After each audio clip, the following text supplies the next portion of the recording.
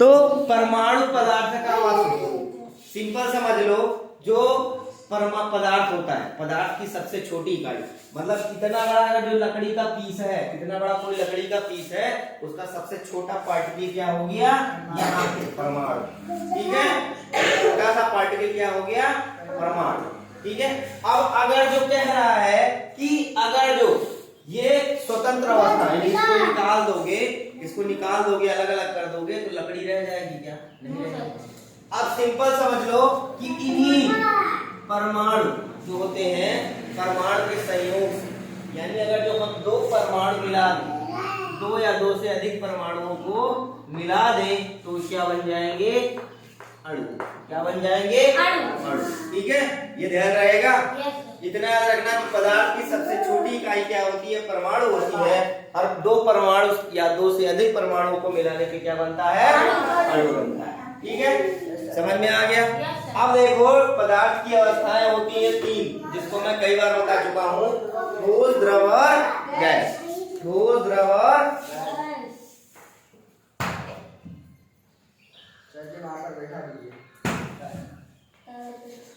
ठोस, द्रव और गैस। अब देखो इसमें सिंपल कॉमन चीज है, इतना बड़ा लंबा चौड़ा नहीं लिखना है कि हमको थ्योरी भर भर के लिखना है और बहुत ज्यादा नंबर पाना है। सिंपल समझ लो, दो लाइन का आंसर है, दो लाइन नहीं, एक ही लाइन का आंसर है। इसमें क्या लिखना है, ठीक है, इसके जो कण यानी अणु जो होते हैं वो क्या होते हैं, अत्यंत पास पास होते हैं। देखो यहाँ दिख रहा है ना तुमको, डिफरेंस दिख रहा होगा, इसके क्या होते हैं, बहुत पास पास में होते हैं। ठीक है, समझ में आया। अब देखो द्रव की, ठीक है, इसके अत्यंत पास पास में होते हैं, और अंतरा अणु का स्थान जो होता है कम होता है। अब अंतरा अणु का स्थान क्या होता है, अंतरा अणु का स्थान वो होता है कि मान लो तुम्हारा एक अणु ये है और एक अणु ये है। ठीक है, एक अणु ये है, एक अणु ये है। ठीक है, अब इसके बीच में कितनी दूरी है, क्या है, इसी को क्या कहते हैं, अंतराणु स्थान। दो अणुओं के बीच में जितनी दूरी रहेगी उसी को क्या बोलेंगे, अंतराणु स्थान। याद रहेगा, ठीक है।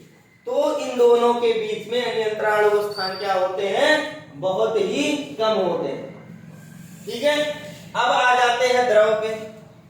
ठीक है, इन द कंपैरिजन ऑफ ठोस, ठीक है, अगर जो ठोस से कंपैरिजन करते हैं तो कण मतलब ठोस की अपेक्षा कण में, इसके कण में यानी द्रव के कण में अधिक दूर होते हैं। ठीक है, मतलब जैसे इनके पास पास में है ना, तो इनके दूर दूर होंगे। याद रहेगा, यानी अगर जो हम बात करें इसका कि ठोस के जो कण होते हैं वो अत्यधिक पास होते हैं, तो द्रव के कण क्या होते हैं,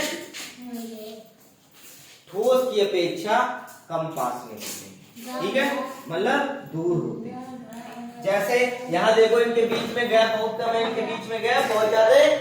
ठीक है, तो ये क्या हो गए, इसकी अपेक्षा क्या होते हैं, अधिक दूर होते हैं। इनके अणु क्या होते हैं, इसकी अपेक्षा बहुत दूर होते हैं, और अंतराणु का स्थान ठोस की अपेक्षा अधिक होता है। मतलब देखो इन दोनों के बीच में, ठीक है, और इन दोनों के बीच में किसकी दूरी ज्यादा है, द्रव वाले की ज्यादा है।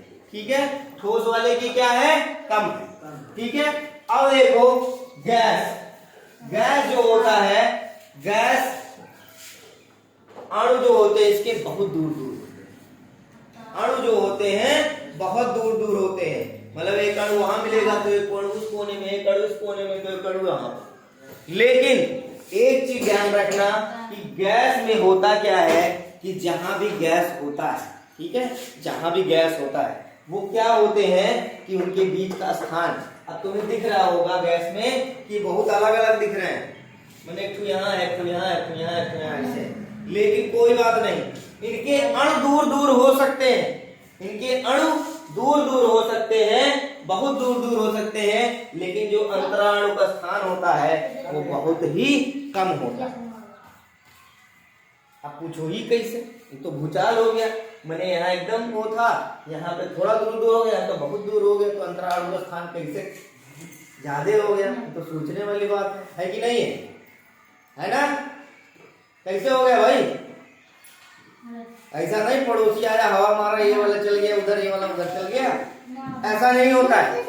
जब भी देखो, अभी मान लो तुम गैस सिलेंडर खोल लो अपने घर का, मतलब खोलना नहीं, मैं बता रहा हूँ जस्ट एग्जांपल कि अपने यहाँ का गैस सिलेंडर का पाइप खोल दो, खोलना नहीं लेकिन मतलब जस्ट एग्जांपल बता रहा हूँ। और खोलने के बाद देखना तुम पड़ोस में भी रहोगे तो उसकी महक पहुंच जाएगी, गैस का कहीं ना कहीं खुला हुआ है, पता चल जाता है ना।